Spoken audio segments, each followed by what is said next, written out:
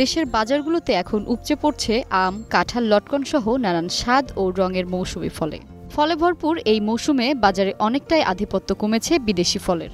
চাহিদা কমার সঙ্গে সঙ্গে বিদেশি ফলের দামও কমেছে।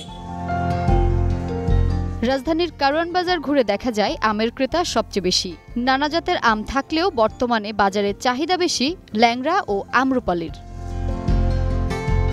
বাজার ঘুরে দেখা যায় কাঁঠাল, লটকন, আমড়া, গাব, পেয়ারা, কাঠফল, জামরুল সহ দেশি ফলের চাহিদা ও সরবরাহ দুই বেশি।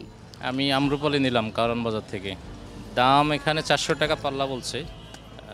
ওনার এখানে ভেরিয়াস টাইপসের আম আছে, কোনো জায়গায় 500 টাকা 600 টাকা চাচ্ছেন, তো কোয়ালিটি অনুযায়ী দাম লটকন মোটামুটিভাবে দামটা একটু বেশি, তবে কোয়ালিটি ব্যাপার আছে, অন্য জায়গায়ও দাম কম আছে, বাট এদের মানে জিনিসটা আমার পছন্দ হলো যে কারণে একটু দাম বেশি দিয়ে নিলাম আর কি। আর আমরাটা তো সব জায়গায় অ্যাভেলেবেল না, যেহেতু আমরা পেলাম বাসায় পছন্দ করে আমরাটাও নিলাম। দেশি ফলের এই প্রাচুর্যে কমেছে বিদেশি ফলের দাম। অন্যদিকে দাম কমায় অনেকে এসেছে বিদেশি ফল কিনতে। সবুজ আপেল, লাল আপেল, মাল্টা, আঙ্গুর সহ প্রায় সব ফলের দাম কমেছে বলে জানান দোকানিরা। মোটামুটি বেচা কিনা ইনশাল্লাহ ভালো হয়েছে।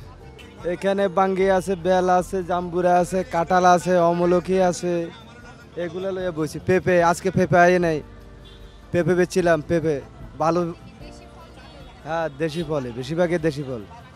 মোটামুটি ভালোই হচ্ছে। যার আম প্রয়োজন সে আম নিচ্ছে, যার বাইরেগুলো প্রয়োজন সে বাইরেগুলো নিচ্ছে। ধরেন আপনার বাসায় যদি রুগী থাকে, তাহলে আপনার ধরেন একটা জ্বরের রুগী আছে, উনি মালটা নিতেছে, আনার নিতেছে। আর যারা ওই সিজনাল ফল খায় তারা আম নিতেছে, যার যেটা আর কি লাগে। ওই দাম বেশি আমরা আমাদেরটা একটু ভালো বেশি বিক্রি হচ্ছে, এটাও চলতেছে।